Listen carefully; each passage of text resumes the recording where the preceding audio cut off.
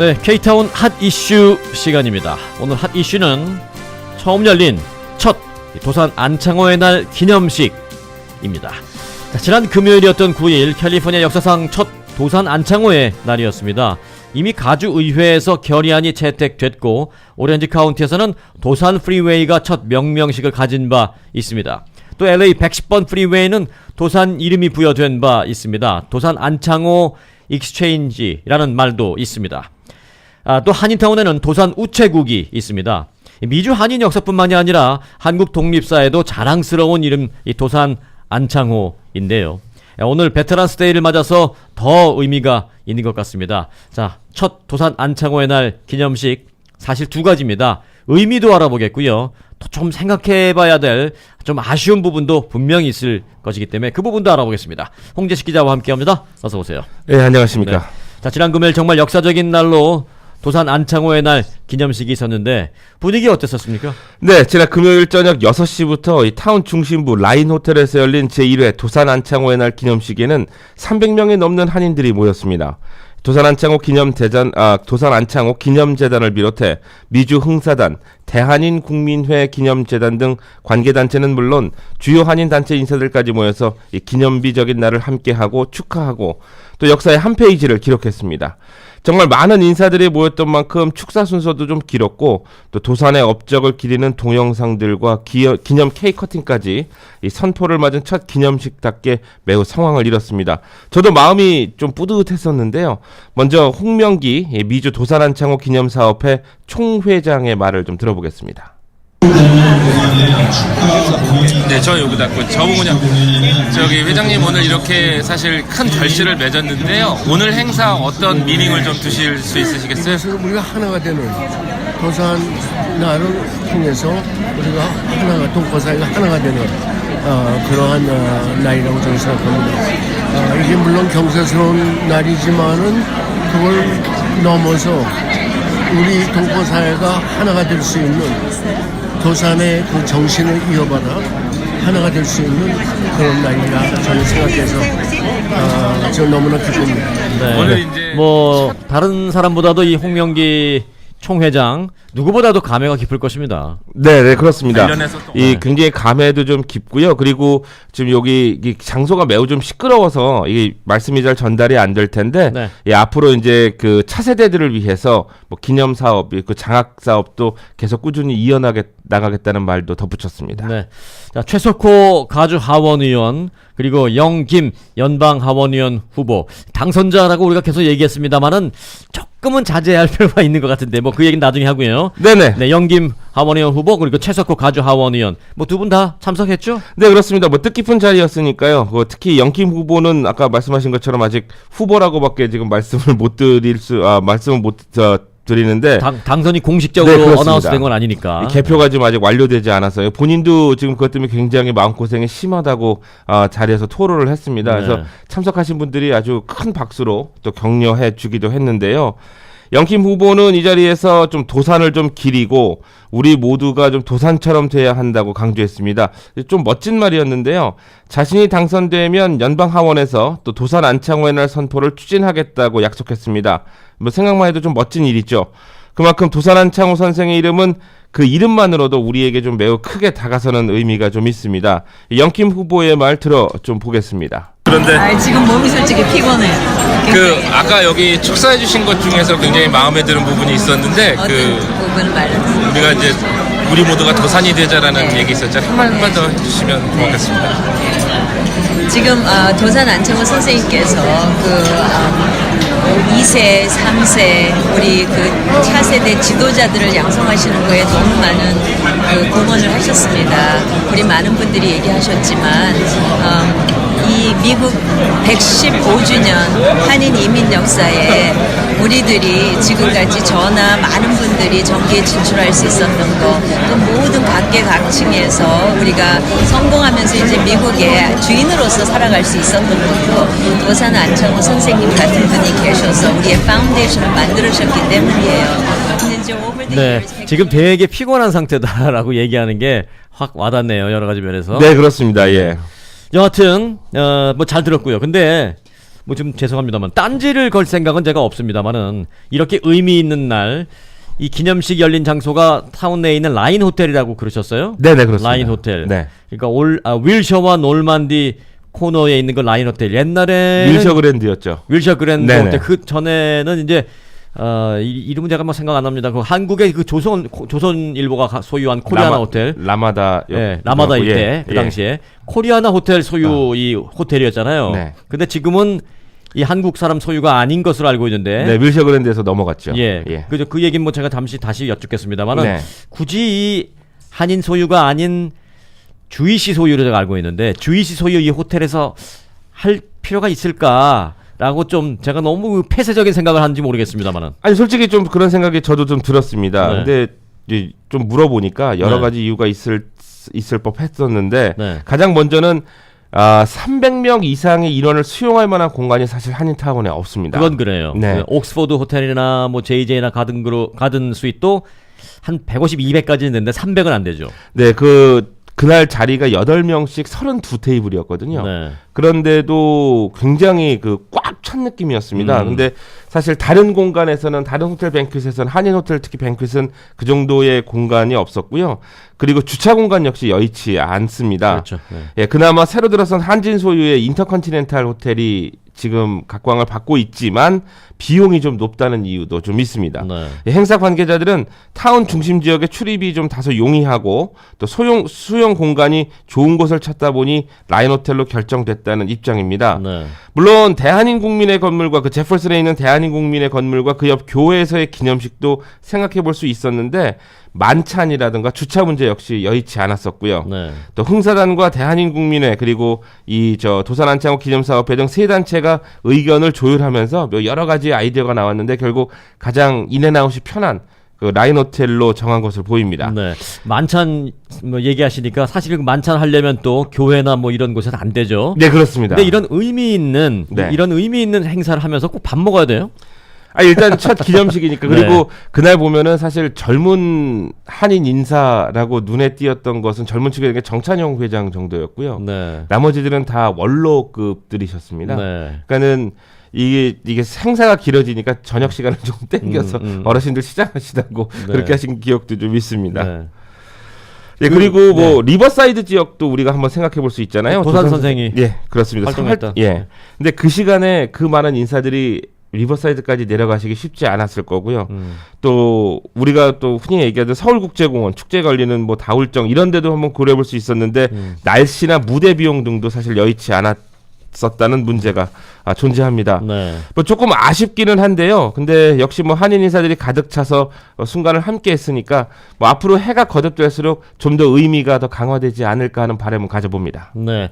뭐 라인 호텔, 한인타운에 윌셔길 다니다 보면 다 아는 윌셔와 놀만디 코너에 있는데 이 호텔이 요즘 가보면 그 완전히 타운 내에 백인 사회 같은 느낌을 줄 정도로 네. 가끔 한인 2세들은 좀 있어요. 네, 그렇습니다. 뭐 식당이나 바 같은 데 보면. 거기가 부티크 호텔로 새로 오너십이 변해서 변모하면서 네. 굉장히 그 젊은 그 주류 네. 여행객들이 많이 왔고 요즘 말로 하면은 굉장히 바이브가 좀 힙한 뭐 네. 이런 곳입니다. 아니 뭐 홍재식 기자 같은 경우에는 좋아할 것 같아요. 거기 제가 봤을 때. 거기 뭐 자기 취향에 맞죠? 예, 저도 뭐 이렇게 네. 미국 사람들하고 뭐 어울려가지고 이렇게 그런 거 서서 좋아하는. 맥주 한잔 마시는 건 굉장히 네. 좋아하는 이게 분위기입니다. 라인 호텔은 제가 그 이름은 잊어버렸는데 뭐 시스겔인가 시골스인가 그 네, 그룹의 소유인데 네네. 그게 이제 그 주이시 그룹이거든요. 네네 그렇습니다. 그래서 뭐 제가 뭐 그런 건 구별할 생각은 없습니다만은 이왕이면 다른 무슨 뭐 좋습니다. 뭐 한인의 행사, 상공회의소 행사, 뭐 타운의 단체 행사, 뭐 라인 호텔에서 해도 다 좋습니다만은 이 행사가 다른 행사도 아니고 도산 안창호 선생의 그것도 첫 번째 기념식이었는데 이제 주이시 그룹 소유 호텔에서 했다는 게 조금 2% 아쉬움이 있긴 해요. 그런데 네. 쭉 방금 전에 말씀해주신 그런 여러 가지 여의치 못한 상황을 얘기를 들으니까 또 이해도 됩니다. 타운 내 이런 기념 행사를 멋지게 치를 수 있는 공간이 필요한데요. 네, 좀 오래되긴 했죠. 그러니까 네. 재개발 계획들이 여러 개가 있는데 사실 이렇게 한인들이 의미를 담아서 우리 행사를 할 수 있을 만한 큰 공간은 뭐 거의 없는 편이죠. 아직은 그렇죠. 네. 한인타운 내는. 네, 그렇습니다. 자, 당시 그 기념식에 취재진들도 많이 왔나요? 좀 이상한 게 아닙니다. 많이 안 왔어요? 예, 저를 포함해서 네. 뭐 중앙한국일보 사진기자 그리고 네. 주간지 정도였고요. TV와 라디오 그 외에 다른 신문 취재진은 못 봤습니다. 뭐 자리에 앉아 있었을 수는 있었는데 제가 이렇게 둘러봤을 때는 눈에 띄지 않았습니다. 네. 이제 보통 신문사에서는 어떤 행사를 취재할 때 사진 기자 그리고 취재 기자 기사를 쓰는 네, 따로 그렇습니다. 가는 경우도 많고. 네. 그런데 이제 취재 기자가 안 가고 사진 기자만 왔다. 그러면 이제 안에서 이런 일이 있는 거죠. 그거 어떡할까? 금요일 저녁인데요.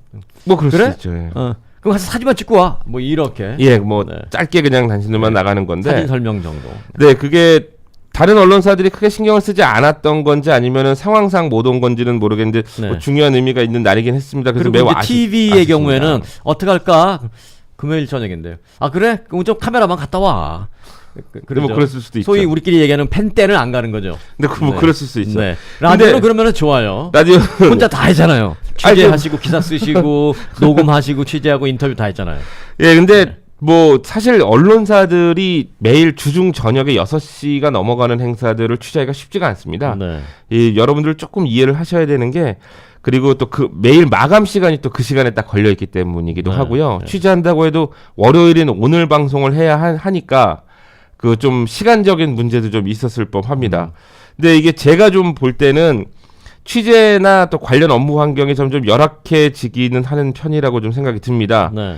이게 그날 같은 날 무슨 일이 있었냐면 축제재단 싸우는 일 또 하나 있었지 않습니까? 네, 근데 예, 거기에는 카메라들을 또 다 갖다 댔더라고요. 취재 기자도 다 오고. 네. 그런 싸우는 분규 장면은 언론사가 열심히 취재하는데 네. 참 이 의미 있는 행사인데요. 네, 뭐 도산 안창호 선생의 기념식 첫 번째 기념식인데 네. 여기는 언론사 취재진들이 이렇게 많이 안 왔다는 좀 아쉽습니다. 뭐 각 언론사들이 알아서 하겠지만 당시 이제 그 자리에서 촬영한 것을 나중에 영상을 받아서 짧게 단신식으로 칠 수도 있는 거고요. 네. 뭐 알아서 처리를 하겠지만 그래도 그런 자리에서는 다들 일어나셔서 핸드폰으로 찍기에 여념이 없었는데 네. 저희 흔히 우리가 얘기하는 메이저 언론사라고 하는 사람들이 뭐 저희밖에 없었다는 게 조금 아쉽긴 했습니다. 네, 예. 우린 갔잖아요, 그래도. 네. 네. 그래서 뭐 저희 후배들 고생하는 거는 제가 알겠는데 그래도 조금 아쉽긴 했습니다. 네. 네. 자, 다시 도산 선생의 얘기로 돌아가 보죠. 네. 따로 설명이 필요 없습니다만은 한번 좀 다시 짚어보고 싶습니다. 도산으로 대변되는 미주 한인 독립운동사에 대한 의미, 다시 관심받는 이유 얘기를 좀 해보죠. 네, 오늘 이 시간을 통해서 사실 가장 중점적으로 드려야 되는 부분입니다. 말씀을. 사실 그동안 한국에서 보는 미주 한인 독립운동사는 겉으로는 상해 임시정부 쪽에다가 중점을 둔다는 이유를 들어서 이 미주 쪽에는 사실 크게 그렇게 관심받지 못해왔습니다. 여기에는 사실 좀 정치적인 이유가 있긴 한데요. 바로 이승만 초대 대통령부터 이 역사 해석에 대한, 역사 분석에 대한 이 첫 단추가 잘못 끼워졌기 때문이라는 분석이 좀 큽니다. 예, 여기서부터 사실 결이 좀 달라지는데요. 친일파로 불리는 민족 반역자들이 대거 등용되면서 상해 임시정부가 갖고 있는 적통마저 좀 등한시하는 분위기가 계속 이어져 왔습니다. 그런데 이게 그 문재인 대통령이 취임하면서 상해 임시정부를 대한민국 정부의 효시로 확정하고 아울러서 그 한 축이었던 이 도산 선생과 대한인 국민회 그리고 미주한인 독립운동사까지 다시 연구되고 조명되기 시작한 겁니다. 여기에 흥사단도 당연히 포함이 되는 것이고요. 얼마 전 무한도전이라는 프로그램에서 지금 없어졌지만 이 대한인 국민회를 방문한 적이 있었습니다. 당시 한국 국민들이 크게 놀랐던 기억 나실 겁니다. 대부분 그런 곳이 LA에 있는지도 몰랐다. 대한인 국민회 또 도산 선생의 업적이 그렇게 크다라는 것을 몰랐다라는 반응이 대부분이었습니다. 같은 맥락에서 보면 이번 도산 안창호의 날 기념식의 의미가 더 큽니다.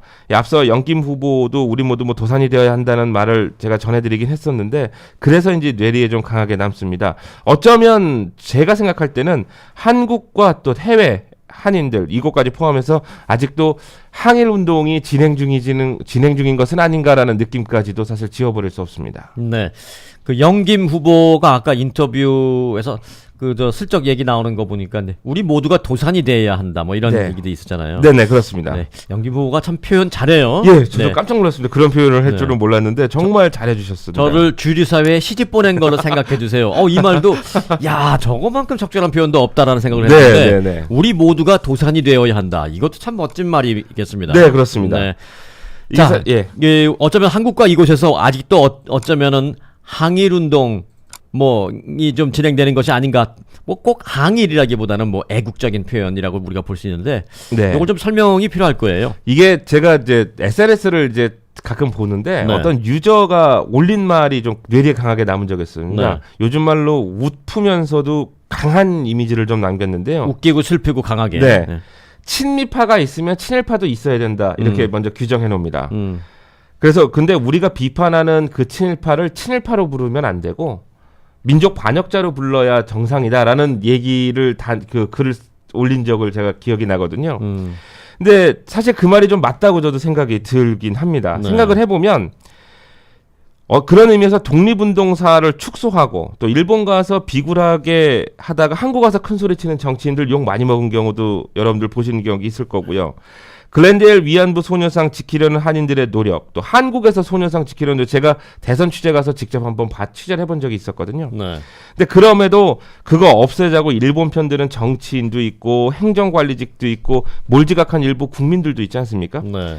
이게 만일 역사 교육이 제대로 진행이 돼서 우리 모두가 뭐 김구 선생이라던가 작은 도산 선생이라던가 이렇게 됐다고 한다면 이런 일은 없었겠지라는 생각을 지울 수는 없습니다. 그래서인지 한일운동, 뭐 역사청산운동은 아직까지도 진행형이라는 생각을 지울 수는 없습니다. 네.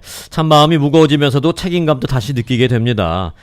앞으로 도산의 날이 더 널리 퍼져서 매년 더 많은, 더 큰 의미가 가해지도록 이 관련 단체는 물론 우리 한인들도 노력을 좀 많이 해야 되겠어요. 네, 그렇습니다. 오늘 그 끝에 이 마무리를 지면서 멋진 음악을 하나 선사한다고요. 네, 이게 제가 웬만해서는 음악을 잘 뭐 이런 걸 잘 제가 지향하는데 네.